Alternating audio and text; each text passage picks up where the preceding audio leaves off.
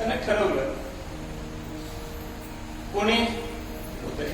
आमच्या दृष्टांतातले कुत्रे सुद्धा यात्रा करतात देवाची. कुत्र्यानं ठरवलं 100 मैलाची काय करायचे तात्या यात्रा करायची असं त्यानं ठरवलं. आणि मग रोज किती 10 दिवसामध्ये पूर्ण करायचे. मग रोज किती चालावं लागेल?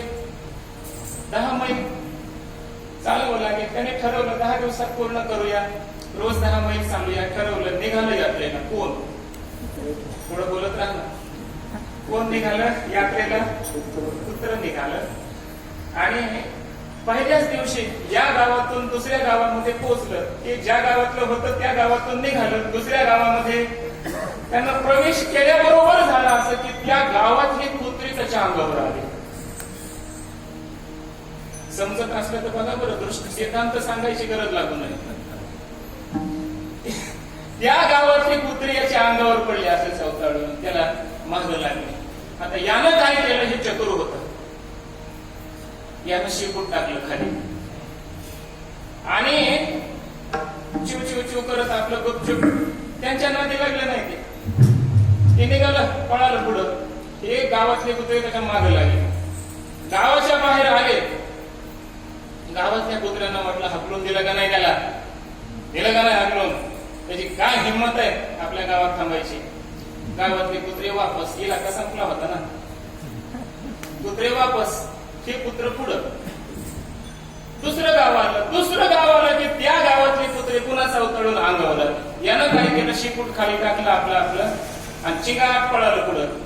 पुढं पळालं हे कुत्रे माग, ते पुढं जोरात पळालं. ते गावाच्या बाहेर गेले की गावातले कुत्रे माग, हे पुढं. असं प्रत्येक गावात झालं. आणि झालं असं की 100 मैलाची त्याची यात्रा त्याला 10 दिवसात करायची होती. 2च दिवसात झाली. किती दिवसात झाली? 2च दिवसात त्याची यात्रा पूर्ण झाली. त्याचं कारण काय? गुरुजींनी सांगितलं त्याच्या जात भाईंनी केलेली त्याला मदत. ते जर मुक्काम करीत करीत गेला असतं, बाकीच्यांनी मदत केली असती तर 10 दिवस गेले असते. एक मदत केली असती तर. आणि हे जर त्यांच्या नादी लागलं असतं, समजा ते अंगावर पडले आणि हे पुत्र जर त्यांच्या मागं मी काय रे तुमचं केले, मला कशाशी तुम्ही उन्हा करत, ते मी त्यांच्याशी नादी लागत बसला असतं तर ते 5-25 हे परमार्थातले थोडेच असतात ना. असे ते असे गावोगाव असतात परमार्थाला विरोध करणारे, त्यांची संख्या जास्त आहे. मग त्यांच्या जर नादाला लागला असता तरी हे पुत्र बिचार कुठेतरी एखाद्या गावामध्ये रक्तबंबाळ होऊन पडलं असतं, कदाचित प्राणी गेला असता, यात्रा तशीच राहिली असते. मग त्यानं शहाणपण केलं, आपलं शेपूट खाली टाकायचं आणि पडायचं. एक त्याचं ध्येयही प्राप्त झालं आणि दुसरं लवकर मिळालं. त्याप्रमाणे परमार्थ करत असताना साधू पुरुषाला त्रास देणारी लोक येतातच. ज्ञानोबरायला चुकले नाहीत, तुकाराम महाराजांना चुकले नाहीत. परमार्थाला लागल्यास आपल्याला कसे चुकतील महाराज? आपल्याला कुणीतरी काहीतरी बोलतात, विरोध करतात. आपल्या मनाला लागेल अशा प्रकारचं वर्म स्पर्शी लोक बोलतात. काय करायचं? नाही कान ते ठाई ही साधना पकडायची, दुर्लक्ष करायचं तिकडे आणि आपला परमार्थ सुरू ठेवायचा. उलट त्यामुळे असं घडतं की जेवढा मार्ग आपण जेवढा काळ ठरवलाय त्याच्या अगोदरच परमात्मा प्राप्ती होते. विठ्ठल